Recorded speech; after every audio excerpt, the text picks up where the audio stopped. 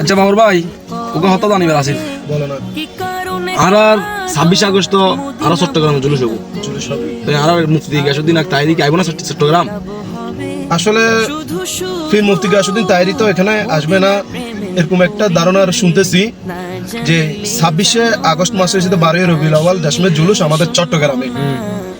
এখন শুনতেছি যে ঢাকা সরওয়ার্দী উদ্যানও ওই দিনে কেন 12ই রবিউল আউয়ালের উপলক্ষে জুলুস করবে গাসউদ্দিন তাহেরি। মাশাআল্লাহ।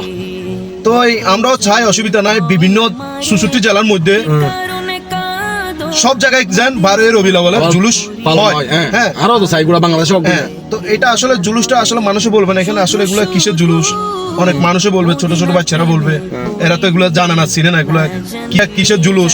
হ্যাঁ, আমাদের হযরত মুহাম্মদ সাল্লাল্লাহু আলাইহি ওয়াসাল্লামের খুশি উদযাপনে আমরা ওই দিনে কেউ রোজা রাখে আর কেউ খাবার খায়। হ্যাঁ, তো সেই উপলক্ষে 64 জেলার মধ্যে ইনশাআল্লাহ পুলিশ থেকে পারমিশন নিয়ে, তার কারণ সুন্নিরা আহলে সুন্নাত ওয়াল জামাত আইনের প্রতি বিশ্বাসী, আইনের প্রতি বিশ্বাসী, এমনকি প্রত্যেকটা থানা থেকে কি পারমিশন নিয়ে কাজগুলি করে। কিন্তু তারপরে বাতিলেরা হামলা করতে চায়, কিন্তু করব কিন্তু নবীর আমল তো শুরু হচ্ছে এটা আমাদের আকাল পর্যন্ত তারা তো চলব না বেদাতের ফতোয়া দিয়ে আসছে দক না এটারা বেদাতের ফতোয়া দিতে জানাও না বুঝারি। যাক আলহামদুলিল্লাহ, তো সবাই ঢাকার আশেপাশে থাকলে ওইখানে ঢাকা সরওয়ার্দী উদ্যানে চলে আসবেন, যার কারণে ওখানে ফির মুফতি গাসউদ্দিন তাহেরি থাকবে। আর চট্টগ্রামের আশেপাশে থাকলে হ্যাঁ, যার কারণ অনেক মানুষ আছে আমাদের তারিশা হুজুর কেবলার খুব আশেকান, আপনারা চট্টগ্রামে চলে আসবেন। তো ইনশাআল্লাহ 12ই রবিউল আউয়াল 26শে আগস্ট